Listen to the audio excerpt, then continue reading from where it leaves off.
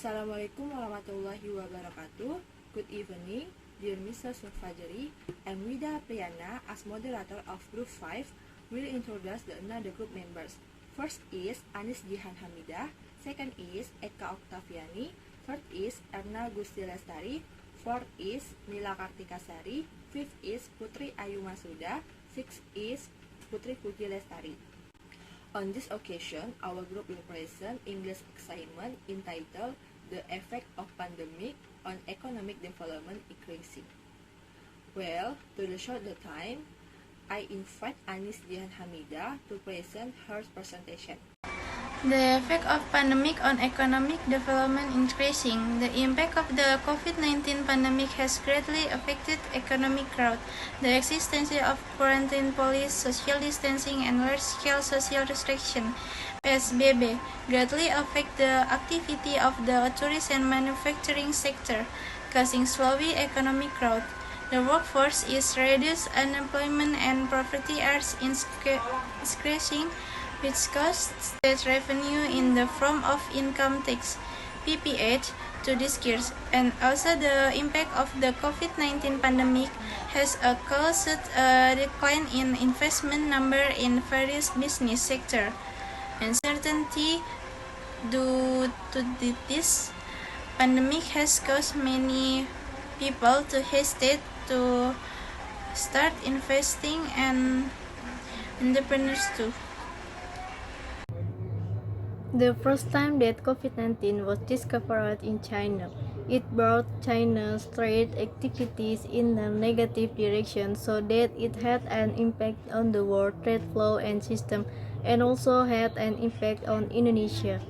The decline in palm oil and coal, as well as import of other raw material from China, can affect export activities in Indonesia, so that it will lead to lower price for mining goods and other commodities.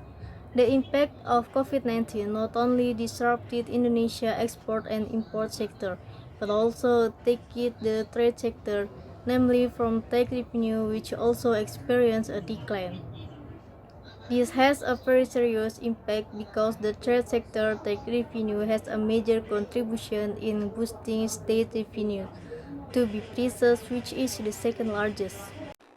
The pressure of tax revenues affect the income received by the government, so that it is great hampering the funding of the planned program. The pandemic condition that require restriction on mobility and activities have also prompted budget reallocation and budget refocusing. Apart from being based on income pressure that are not in line with previous projections, so the government needs to anticipate by revising the tax revenue target, as well as economic growth projection and other macro assumptions. Moreover, during this pandemic, the government also issued a lot of incentives. The government has rearranged the allocation of state revenues in the 2020 state budget for revenues and expenditure, because the target of the state budget is estimated to be difficult to achieve.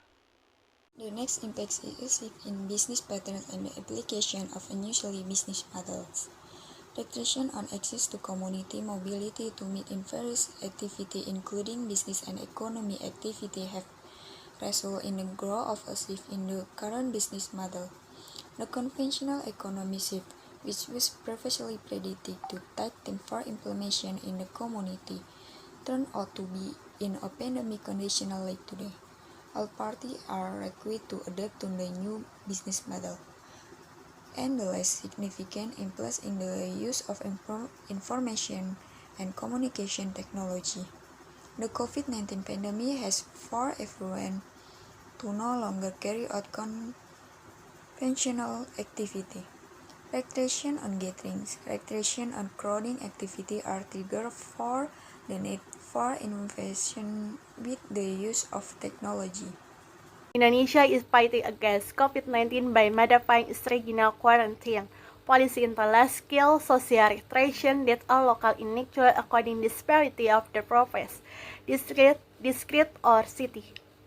During this pandemic, the world economy and Indonesia experienced a slowdown. The government and strategic assessment institution predict Indonesia go way below or even negative in 2020.